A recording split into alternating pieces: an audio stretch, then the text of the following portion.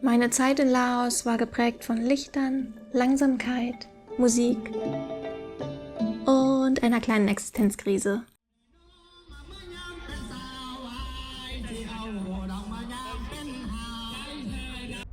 Es war das 3. Land auf meiner Reise durch Asien.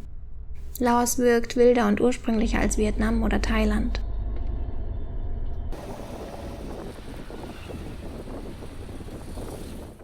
Dabei hielt ich mich die meiste Zeit nur in Luang Prabang auf, einer Stadt, die bei Reisenden beliebt und damit sicher nicht repräsentativ für Laos ist. Dennoch strahlt die kleine Stadt Frieden und Ruhe aus. Die vielen hübschen Tempel mit ihren Trommeln, die kleinen Mönche in ihren leuchtend orangen Roben und die Lager am Mekong verleihen dem Ort eine geradezu mystische Atmosphäre.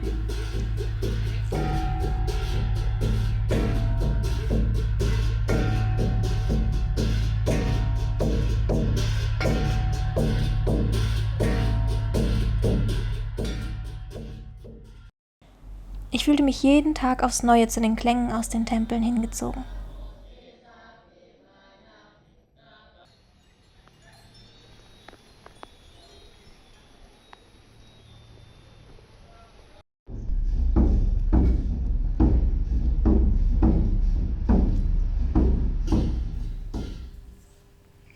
Meine Tage waren einfach. Ich arbeitete und lernte für meine gerade begonnenen Online-Kurse, saß dabei oft draußen vor meinem Zimmer und genoss einfach das ruhige Leben. Fingers and tie your lungs. She looked to the king again. This time the king smiled a little.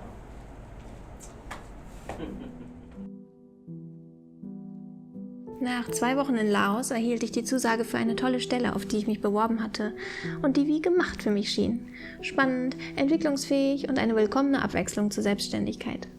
Doch, obwohl sie als Remote ausgeschrieben war, stellte sich heraus, dass es eine Bedingung gab. Ich musste nach Deutschland zurückkehren und von dort aus arbeiten. In den kommenden Tagen lieferten sich Verstand und Gefühl in mir viele Schlachten. Plötzlich nahm ich alles intensiver wahr. Die Wärme, das goldene Abendlicht auf dem Mekong, den Geschmack des Essens, die Mönchsgesänge und Trommelklänge aus den Tempeln.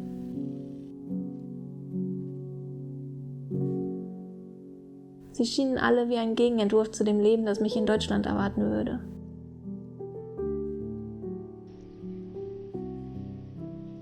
Die Vorstellung, all die Eindrücke, die Freiheit und dieses entschleunigte Leben aufzugeben, löste in mir ein Gefühl aus, das sich wie Liebeskummer anfühlte.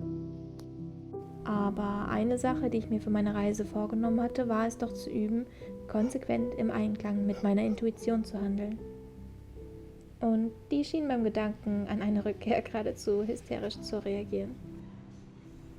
So entschied ich also doch, dass meine Reise durch Asien hier noch nicht enden sollte. Ich sagte der Stelle, wenn auch nicht ganz ohne Wehmut, ab und blieb in Laos. Nachdem diese Entscheidung also nun endlich gefallen und meine Zerrissenheit beendet war, entschied ich mich, nach Vang Vieng zu fahren.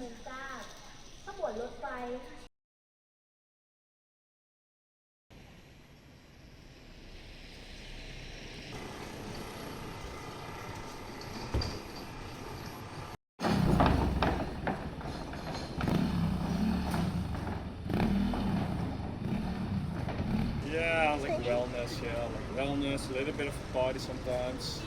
I've done some mushrooms actually there. Aber die von Partytouristen geprägte Atmosphäre dort stand in so starkem Kontrast zu dem, was ich auf meiner Reise suche, dass ich schnellstmöglich wieder nach Luang Prabang zurückkehrte. Eines meiner liebsten Erlebnisse in diesem Monat hatte ich auf einem Ausflug zu den Kuang-Si-Wasserfällen. Ich weiß nicht, ob ich an dem Tag einfach unverschämtes Glück hatte, aber als ich die Brücke überquerte und mich auf der anderen Uferseite wiederfand, war ich plötzlich ganz allein. Abseits vom Trubel der vielen Touristen entdeckte ich einen Bereich des Wasserfalls, an dem das türkisblaue Wasser in natürliche Becken floss. An diesem magischen Ort nahm ich ein Bad komplett ungestört von anderen Menschen.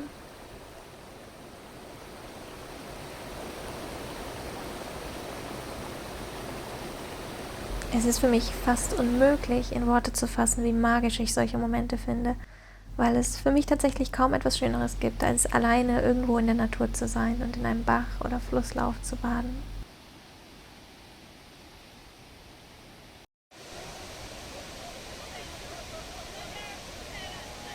Das finale Highlight meines Monats war schließlich das Lichterfest in Luang Prabang, das das Ende der buddhistischen Fastenzeit markiert.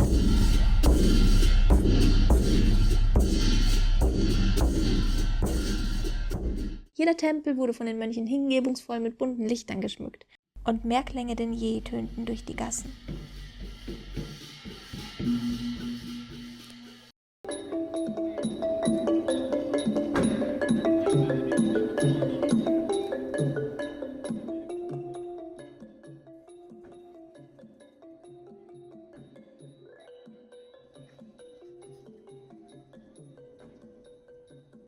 Und am letzten Tag der Feierlichkeiten gab es eine Prozession von selbstgebauten Lichterbooten, die schließlich auf den Fluss hinabgelassen wurden.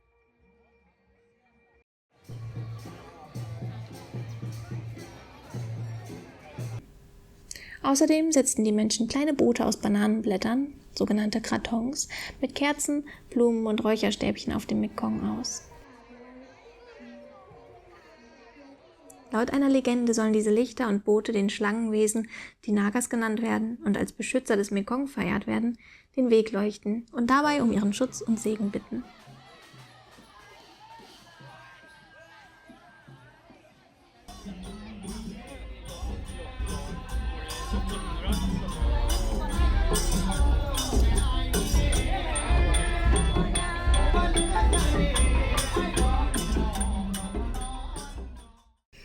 Die Zeit in Laos hat mir gezeigt, dass Freiheit für mich weiterhin schwerer wiegt als Sicherheit. In der Nähe von Tempeln zu sein und den Gesang der Mönche zu hören, das erfüllt mich mit einem Gefühl, das ich nicht aufgeben möchte.